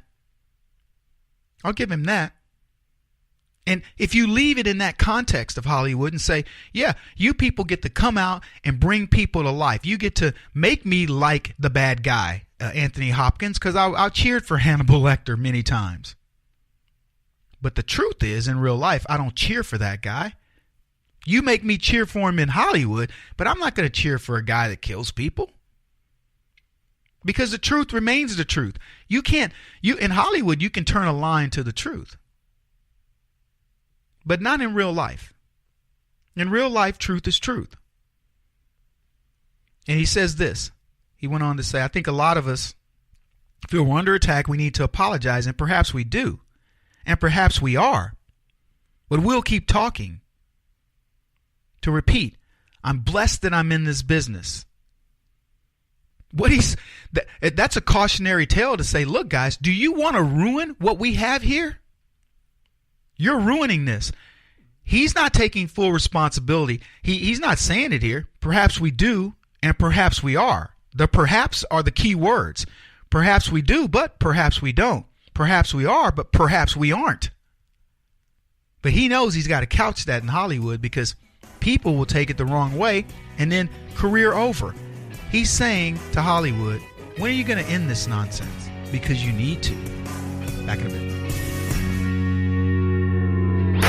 He won't stop until he's the top-rated radio talk show host in America. What kind of weird competitive freak are you? This is the Kevin Jackson Radio Show.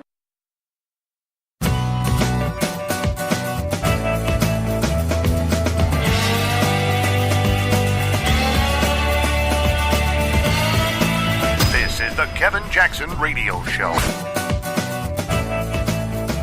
Welcome, everybody. Kevin Jackson here. We're talking fear. Guess who said this? I fear not the man who has practiced 10,000 kicks once, but I fear the man who has practiced one kick 10,000 times. Who do you think said that? Welcome, everybody. Kevin Jackson here. It's the Kevin Jackson Show.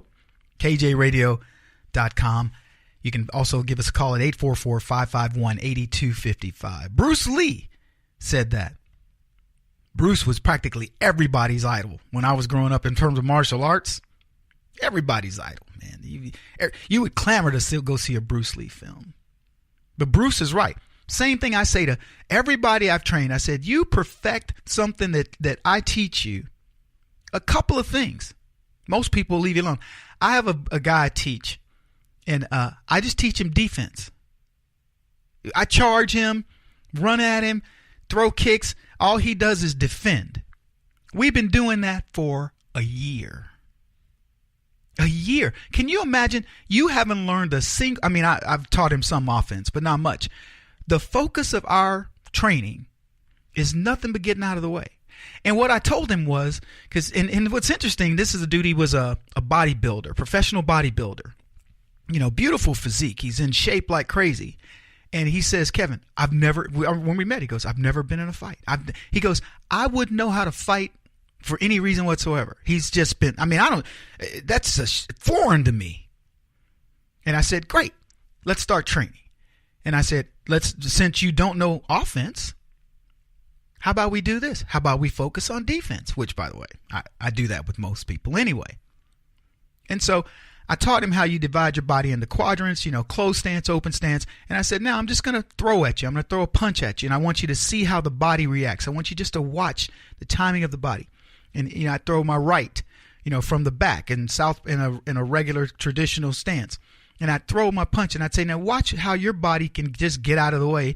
So we do these things really slow, but we've been doing this for a year like Tai Chi.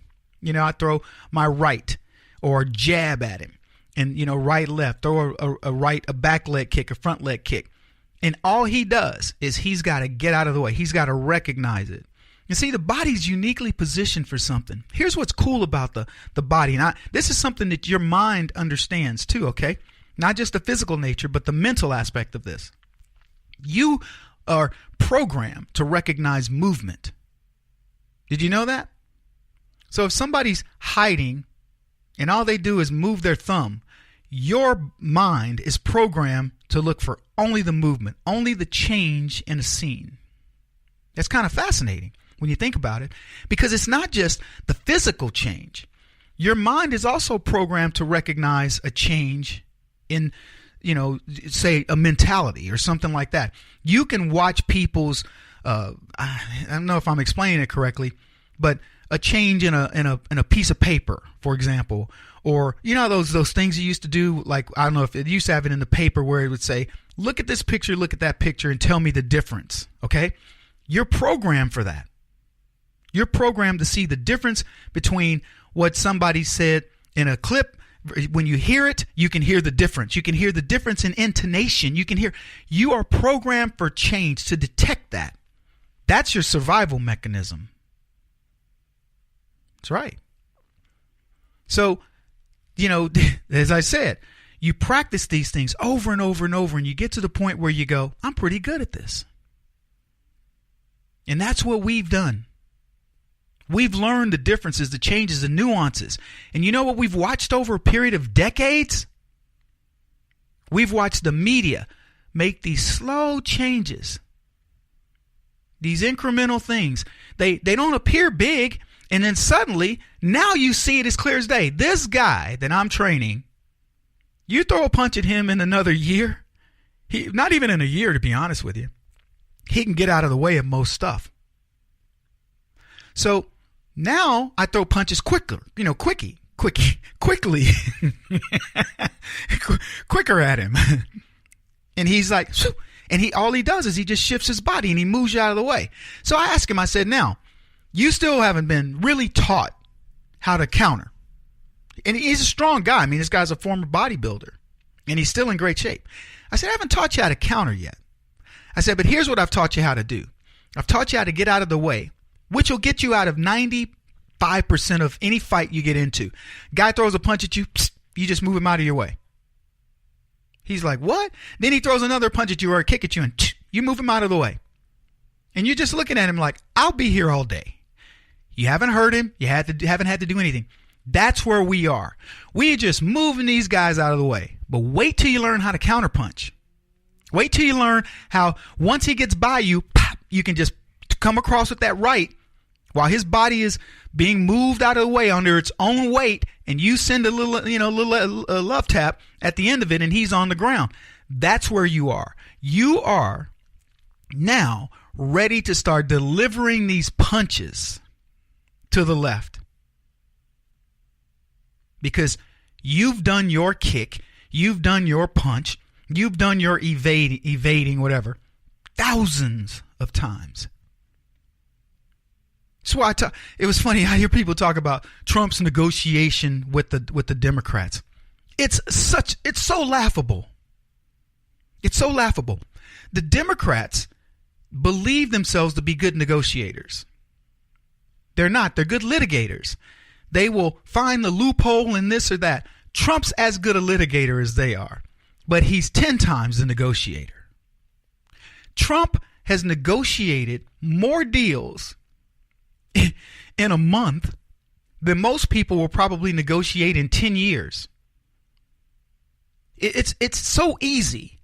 I cannot describe for you how somebody at the level of him, the guy who wrote The Art of the Deal, the guy who has researched how to do a negotiation, that has spent the better part of his life having not only, thought about it, but implemented it and refined it iteratively thousands of times. And the left think he's stupid.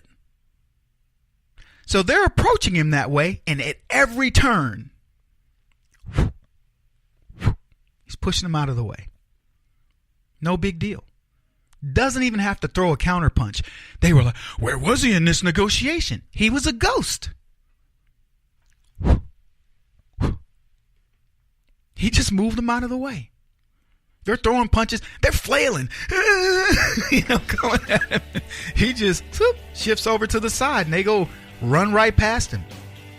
Anyway, we got a lot to talk about today, folks. Happy to be with you. Glad you're here. This is the Kevin Jackson Radio Show. Do you owe back taxes to the IRS or state? The secret to avoiding the IRS nightmare is to seek professional representation. My friends at Security Tax Associates provide the most cost-effective and ethical representation in the industry while helping to avoid seizures, levies, and wage garnishments. Security Tax Associates is here to ensure that the appropriate steps are taken to permanently eliminate any possibility of future tax burdens once and for all. For a free, no-obligation consultation, contact Security Tax Associates, 844-779-4177. That's 844-779-4177. 844-779-4177. Or visit them at securitytaxassociates.com.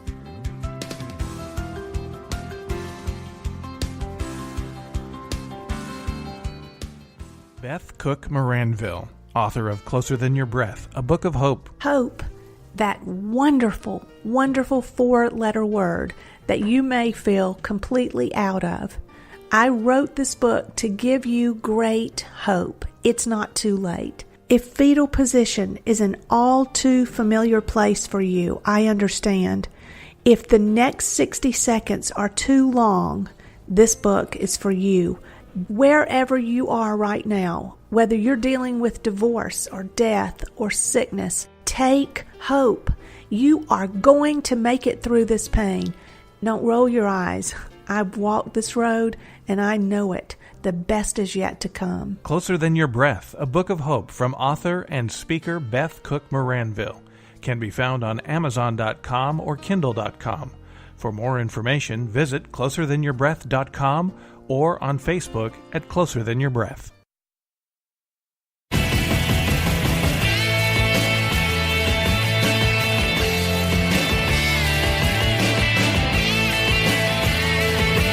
This is the Kevin Jackson Radio Show.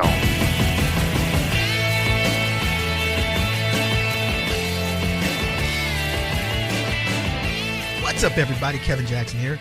Hey, little pop culture. Suzanne Summers says it loud and proud. She's a fan of President Trump. We've always known, not always, but for quite some time, she's a conservative.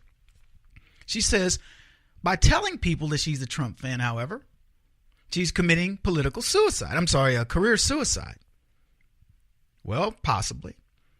TMZ said, we got Suzanne leaving WeHo, hotspot Madeo, over the weekend and asked about the government shutdown. She says politicians need to get their crap together, but she praises the prez, particularly for the economy. Now, this is where it gets interesting at TMZ, because, these are the people that understand politics. The writer of this piece, because it was very short, said, for the record, Trump's GDP stats in his first year mirror almost exactly Obama's in his second term. First of all, in Obama's second term, that would be 4 years later. Secondly, it's completely wrong. Barack Obama never hit 3% GDP. He certainly didn't hit it 2 quarters in a row, if he never hit it once. And oh, by the way, when we get the latest numbers, we're going to find out that President Trump hit it a 3rd time, except it'll be higher. And I've already told you guys, everything you're seeing right now, it looks good, right? As a conservative, you're happy. You're like, man, these numbers are good. President Trump's done. Let me tell you what's about to happen. You're about to get that tsunami wave. Everything that Donald Trump has done has been a setup to an economy that is going to go on. It's going to look like it took off on a rocket ship. And the reason for that is no matter what you do in the government, it still takes time to get it to come through. The government is always lagging in its actual numbers. And in this case, once they flushed out all the Obama stuff, you're just starting to see the Trump stuff kick in. Donald Trump's been in office now. This is his 5th quarter, but you've only got 3 quarters of information. And you get the next quarter, you're going to be, what? Holy cow, we're at 4% GDP. The next quarter, 4.5%, 5% GDP, because all these processes are now starting to kick in. Companies haven't just roared back over. They're coming over. You're seeing them start to spend money, invest in research and development, putting money back into the economy through their employees. You're seeing other people go, you know what? I was a little hesitant at first to get that company started, but now Apple's coming back. I have a contract with them, or General Motors or Ford or what have you, and it's starting to boom. I'm going to have my play dad, his name is Frank, on the show one day. He owns 6 manufacturing plants. I really want to see how things are going for him, because my prediction is he's printing money right now. So wait till this other stuff kicks in, man. Wait until these companies actually, start breaking ground and you watch manufacturing coming back to life. Wait until you see the outcome of these foreign policy moves that have got more products being exported. And these companies now have a fresh new market in China. Fresh new markets opening up in South Korea and Japan. Particularly Japan, because we've got a pretty big deficit with them. And when the money that was being lost in deficit in our trade deficit is coming back into the economy, all of the different let me tell you what you're feeling right now, just so we're clear. What you're feeling right now is Donald Trump removing the legislative shackles off of companies. That put $2 trillion back into the economy. What you're feeling right now is the tax cut. The looming of the tax cut gave everybody a sense of euphoria. Now it's hit. And so you're feeling that. But what you haven't really felt yet is the economic impact of the trade deals. And even though he's been teasing the concept of these trade deals, now they're starting to take effect. Companies are now adjusting. So when Donald Trump came in and the beef exports to China, suddenly we were able to do that. Now you're going to start feeling that impact. If you invested in beef companies, you're going to see it. You're going to finally get, okay, I get it. IBF, raised up, or whatever it may be, whoever the beef manufacturers are, people that produce it. You're going to start all these other 183 things that Trump got the tariffs lifted on. They're just starting to gear up. You won't feel that for 6 months, 9 months. But when it comes in, boom, that GDP gets a bump. As Trump continues to remove legislation, you want a piece of legislation, you got to dump some other stuff. You're going to see that. The coal companies, when Donald Trump says, okay, we're going to release the, go back to different standards on emissions, and we're going to build better plants. That stuff you can't refire up a coal plant instantaneously. It takes months to get these things back in line. So my point is, even with all that, you got 3.1 GDP, and probably 4. And Trump's a psychic. He said, we're going to hit 4 GDP, 5. He goes, I'm not going to go any higher than that, because then these guys they'll say to me, oh, you didn't hit 6. You didn't hit this number. So I'll leave it there. But he went as high as 5. Don't be shocked when you see GDP levels of 5, 6 or higher. Don't be shocked by it. It's going to happen. You're going to watch investments flood into the United States. I talked about this the other day.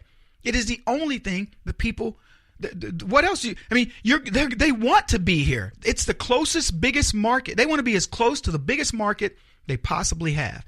And you're watching this happen. Anyway, Suzanne Summers was smart to come out and say she supports Trump. There's still a whisper campaign out there, folks, about Donald Trump that doesn't need to exist. At some point, you're going to have the guts and you're going to say it. You're going to say, I support Donald Trump, period. And there are going to be people around you giving you thumbs up and looking at you going, yep, smiling at you, and you're going to go, what? What's going on? And you're going to forget you wore that MAGA hat. That's what's going on. This is you're at the beginning of this. Enjoy it. I'm just telling you that I can't be more exuberant. Look, I'm not on here to just, a lot of people say, Kevin, I like your show. It's so upbeat. You're always Look, if there were negative news to tell you about, I would tell you. The negative is, here's the negative, just so people don't think I'm just like, ooh, Mr. Sunshine, okay? If you don't fight hard, we can still lose this battle. Believe it or not, with all the good news I give you, there are people out there who don't want to see you succeed. There are people out there ridiculing Suzanne Summers going, look at her, she ain't nothing but a has-been, whatever. Okay, fine. But she was somebody. I guarantee you that woman had a career that many starlets in Hollywood would love to have. And by the way, I'm not one to, you can talk about what you want. I don't know how old Suzanne is, but she kept her looks a long time. She's lived an amazing life. So ridicule her all you want. But you know what she did? She did show courage. Now it's time other people do the same. Come on.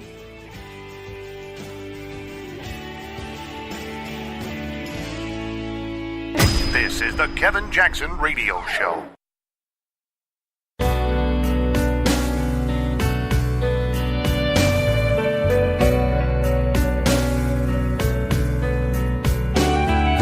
This is the Kevin Jackson Radio Show. Welcome back, everybody. Kevin Jackson here. Lost FBI text. You buy it? You buy it? Think that's legit? Do you think there's really a deep state? I do. I'll tell you right now. Hey, Kevin Jackson Show is what you're listening to. kjradio.com 24/7. You can get this broadcast. It's called a podcast. I saw that Shapiro's number 1, Ben Shapiro, and Dan Bongino's got the number 2 podcast. Talented guys.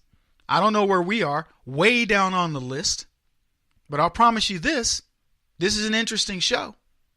I don't know how, I'll be honest with you, I don't know how to get my show more popular. I don't even think about it. Dan sent out a thing saying I'm the number 2 podcast digital download, second only to the great Ben Shapiro. And I think Ben's a talented guy. I don't think he's quite reached that echelon of great, but he's a talented guy. What makes his show have that buzz? Probably 100 million people hitting his website, the Daily Wire. And I'm proud of it. I think it's great that a young guy that has the level of conservatism that Ben Shapiro has is good. But he was an anti-Trumper. And I think to myself, wow. Congratulations on the success, but was it a conversion? Did he make a conversion? People do these things. Oh, Kevin, were you ever a Democrat? No. Kevin, were you ever white? No. I don't make any conversions. I kind of knew who I was early on. Had to make some refinements. Had a lot of rough edges. But I was never anti-Trump. In fact, here's what I said. I said, I will be for whoever makes it. And that could have been that chick, Lindsey Graham. Or that other chick, what's her name? Fiorina. If they had won, I would have been supporting them. I probably wouldn't be as high on their presidency had they won because those were they're rhinos. I'm only high on Donald Trump because he does good. If Donald Trump doesn't do good, I'm going to report that. But I've never been anti-Trump. I'm pro. I want him to win. I want him to do well. Even with Obama, as much as I hate to say this, had he done well, I wasn't wishing for it, but had he done well, I would have reported that. I just think that's being fair. But it's funny to me how the people that make these transitions, they got a lot of success. And I'm thinking, no offense, but you were wrong. Why would I follow you? You were completely wrong. Have I been wrong? Yeah, I said Romney was going to be president. I really did. I believed it. I still think he got cheated, but he didn't make it. And you know what? I'm glad I'm wrong about that. But I wasn't anti-Romney. And I mean, he was all we had, right? It was like McCain. As much you held your nose, right? I held mine. I'm glad both those clowns didn't make it. But I'll tell you this, I knew we were going to be happy with Trump because we had a different leader. What's the net of all of this? Download the show. Listen to our podcast. I don't know the number. Dan, who's a good friend of mine, Dan goes, I'm number 2. I'm like, I tweeted, I don't even know where I'm at. But you'll probably like the show. I said, listen to 5 minutes of my show. I'll make you want to listen more. That's what I tweeted. You saw it, right? That was funny. I wanted to mess with people. Listen to the show. If you listen to 5 minutes of the show, you're going to like the show. I think you will. You'll like the style. And here's the thing. People are like, Kevin, they can't take us seriously. My producers will tell me, Kevin, we're not going to be taken seriously if you keep joking about it. I'm like, look, I don't really care. Do you want my personality or do you want me to come on here and I'm good friends with Britt Hume. I shouldn't say that. I'm friends with Britt Hume. Britt will, make videos for me. He'll do things for me. So we're buddies. But, I'm not going to come in. Hello, I'm Kevin Jackson delivering the news. Today, there was a bomb that went off in Saskatchewan. By the way, there was a bomb planted at a mall in Florida recently. Doggone Buddhist monks are at it again. Whoo. See, that's the stuff my producers go, man, Kev, they're not gonna take us seriously. They do take us seriously.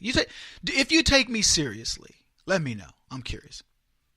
Now, do you like the fact that we bring you the news, things that are important to us, but you also kind of get an idea of the fun of it? You make fun of it. I think it's better to make fun of it, personally. Oh well. What else we got going on here? So the FBI says, hey, we lost the text. And I call BS. I know you do as well. Look, too convenient, right? I mean, we know those texts are on Comey's bathroom basement server. We know this. Or maybe they're on Clinton's. But, there's lots of bathroom basement servers around.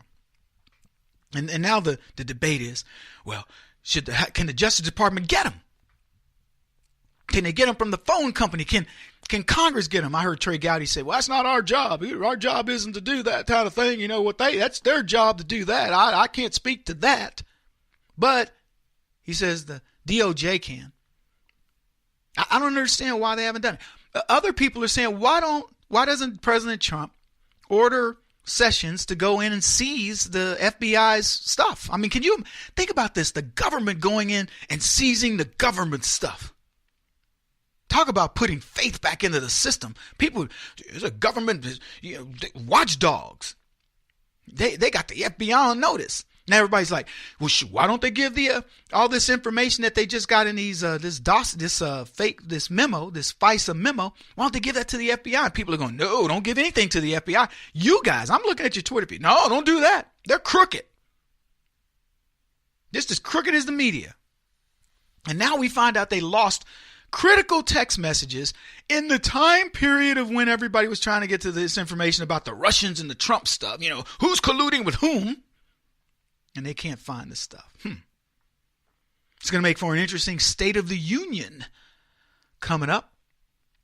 What do you guys think about that? I'm interested in the State of the Union. Let me ask you a couple questions about the State of the Union. Do you think this will be one of the most watched State of the Unions in a long time? Let's make a bet. Do you believe that? Do you believe that Donald Trump is going to get more State of the Union viewers than Barack Obama? What do you think? From a Barack Obama's last State of the Union to Donald Trump's. Who's going to get more? You think Trump? I do too. Now, here's a tricky one. Here's one that is, I don't know. You better think about this in a minute. Barack Obama's first State of the Union after year one versus Trump's first State of the Union after his year one. Ha! See, that one's a little trickier. Those numbers are probably going to be close. Because think about it. People were still living on the euphoria, that post-coital thing with Barack Obama, still smoking their cigarettes and going, not fully satisfied, but they had to fake it. You know what I'm saying? You had to fake it. Had to pretend that it was really good. It was, and they were just living on this idea of Obama. Oh yeah, it was over quick, but that didn't matter. They had gotten in bed with their sexy man, right? So there were a lot of people that watched that State of the Union. I don't remember specifically watching it, but I know I did. You know what I'm saying? I did. It isn't like I'm like, I remember when he said such and such. No, it wasn't like that. But I know I watched it because I wanted to see how he was going to lie about year one. Oh, yeah, I was politically charged at the time. In fact, I know I did now that I think about it because I remember tweeting and getting like hundreds of fans that day. Oh, yeah. Maybe I should go back and look at my Twitter feed. Let's go look back and look at the Twitter feed and see what I put on that day. Because I know this. I got it had to be 1,000 new fans because I would say every time Barack Obama said something stupid, I was just like, bam, yeah, look at that, blah, blah, blah, beating him up. But what do you think? Trump's got so much ammunition, man. I look at what this is going to do. This is going to be certainly one of the most, now I think we can say this safely, one of the most watched State of the Unions in modern history. I think people are going to be on their phones watching this at different places. I'm not saying it's going to be, people in subways and millennials and all that.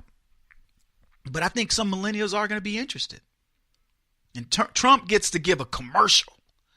Hour-long commercial. Yeah, so that other guy, that black guy who shall remain nameless, I'm kicking his butt. My economy is doing this, it's doing that, it's going here, blah, blah, blah. I mean, and what good news? Good news around the globe. We got Israel with their, recognizing their consulate. We just, we're building our consulate over there. We got the wall under discussion, getting ready to go in. We got an economy that's booming. We got North Korea on the ropes. We got Iran, who's got discord within the country from their own people. On and on. China opening up their markets. Russia finally playing ball. We've got arms going into Ukraine or Crimea. I forget which one, but we got arms going on in over there. People are excited over here. Best retail shopping center since last year. Better than any year Barack Obama was in office. Do I need to go on? This brother is about to lay it down for you. I feel like I'm starting to preach. Oh, we got to take a short break. Kevin Jackson on the Black Sphere Radio Network. Do you owe back taxes to the IRS or state? The secret to avoiding the IRS nightmare is to seek professional representation. My friends at Security Tax Associates provide the most cost-effective and ethical representation in the industry while helping to avoid seizures, levies, and wage garnishments. Security Tax Associates is here to ensure that the appropriate steps are taken to permanently eliminate any possibility of future tax burdens once and for all. For a free, no-obligation consultation, contact Security Tax Associates, 844-779-4177. That's 844-779-4177. 844-779-4177. Or visit them at securitytaxassociates.com.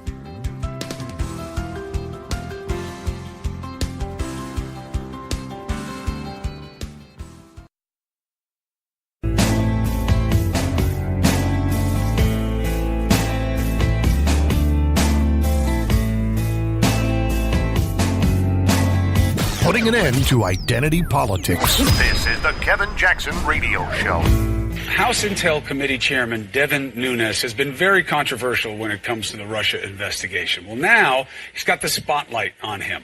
He has this memo that he and his staff drafted that supposedly shows widespread surveillance abuses by the intelligence community. I'm sure that your social media feeds have been overwhelmed with this hype. Release the memo, release the memo. Well, what's in it?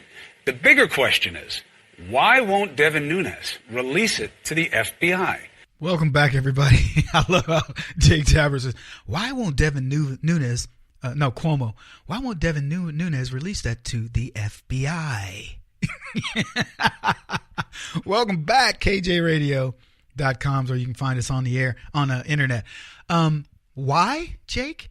I mean, not Mario. What's his name? It's not Mario Cuomo. I forget. It's one of them Cuomos. It ain't Perry Cuomo. Everybody loves. No, that's Dean Martin. Jeez, I'm mixing up all my white boys. Why? Why do they not want to release information to the FBI? Because the FBI is crooked. That's why. But you know who's worse? I'm gonna play the rest of this clip here in a second. Clapper. Clapper's worse. I mean, this is the guy who ran the intelligence for America, and I want you to hear what this clown has to say. Joining us to discuss, CNN national security analyst and former director of national intelligence, James Clapper. Jim, it's good to have you. Let's start with the seminal question first, which is, what is the chance that this memo, in your opinion, can be accurate, that he has proof that you all, when you were in there before and after, that there were widespread abuses of surveillance to play to political gain for Democrats? Well, Chris, it sounds a bit hyperbolic to me, and it does conjure up memories of Chairman Nunes, running around the White House compound and getting all kinds of secret information about alleged unmasking abuses, and to my knowledge, there weren't any. I want to stop there for just a second, folks. It's the Kevin Jackson Show. Notice what Clapper does this every single interview. Every interview when he's asked these questions. First of all, he makes Nunes sound like he's, a kid running around going, I want my candy, I want my candy, right? he's over there running around the White House, just acting like he's a crazy kid or something, like he's on a sugar fit.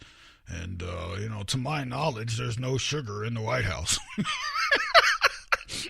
He always says this. He always says, and to my knowledge, that is the quintessential DC get out of jail free card. To my knowledge, well, to your knowledge, maybe he was right. And in this particular case, Clapper, folks, this is not like a 2-year-old interview. This is a recent interview. Clapper is still pretending like the unmasking that we know Susan Rice didn't happen. That's what he's trying to pretend. It's tough to listen to these things and then say to yourself, these are people that are government servants who claim impartiality. Here's what I'll tell you about conservatives. This is why we should ban leftists from government. They should be banned. I know. I'm getting a little touchy now. But they should be. Because as a conservative, right is right, wrong is wrong. I don't care what your political affiliation is. If you were unmasking citizens of the United States and you were a fellow conservative, I would report you. I would whistleblow on you. Doesn't matter.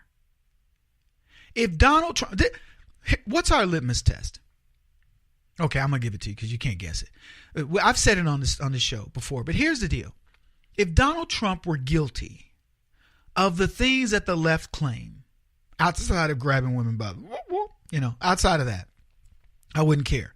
And the reason for that is, billionaires get certain things they can do. I might go to jail for doing it. But here's the thing. Donald Trump didn't do it. I just want to be clear. He didn't do it. All right, back to what I was talking about.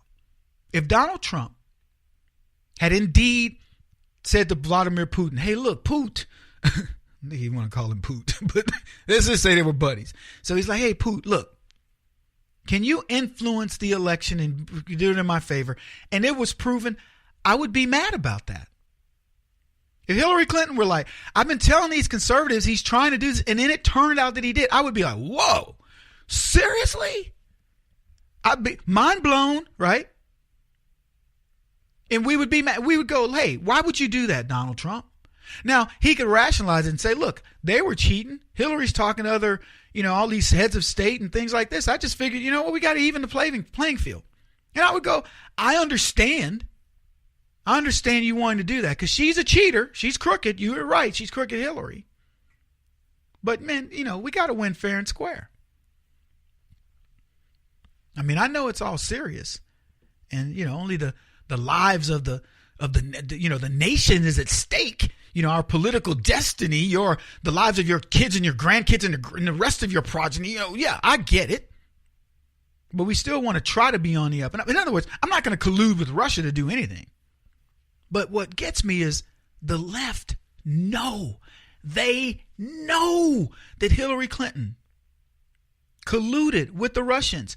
She sold uranium in order to get money for her charity, so-called charity, her extortion racketeering group, the family mafiosos called the Clinton Foundation. She used everybody in her power to do so. Podesta, Huma Abedin, Cheryl Mills, and all others. She did this. Barack Obama was complicit. They utilized the FBI. They, as they say, weaponized the FBI against Donald Trump. We have proven multiple times that these people are the ones who colluded against Donald Trump, not the other way around. And they still play this game. That's what I don't get.